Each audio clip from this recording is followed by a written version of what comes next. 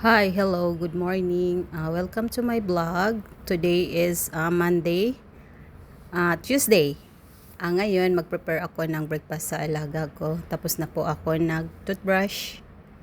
I preparing to breakfast of my alaga kasi early to you have appointment.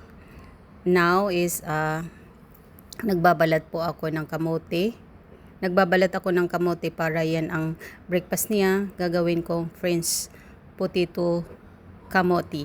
Yan ang gagawin ko. Ito po yung ginagawa ko lagi. Hindi naman lagi, basta iba-iba ang recipe ko sa tuwing umaga. Wag naman paulit-ulit kasi nakakaumay din pag paulit-ulit.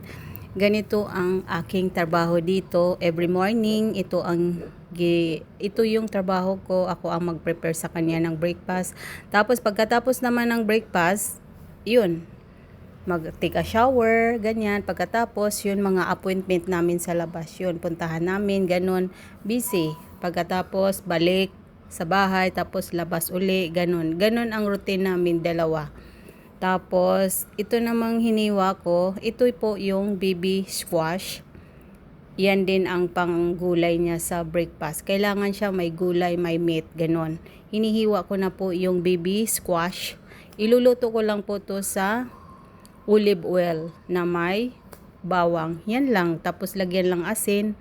Ganon. Ganon lang. Simple lang ang pagluto ng gulay sa kanya. Kasi nga, dinadayat namin siya. Dati hindi namin alam pero ngayon alam ko na ang magluto. Ito na po guys.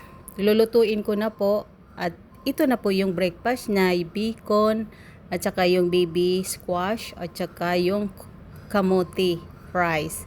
Tapos pagkatapos kumain nagpunta kami sa appointment niya na painting. Ito na po. Ito na po yung ginagawa ng alaga ko. Okay guys, bye.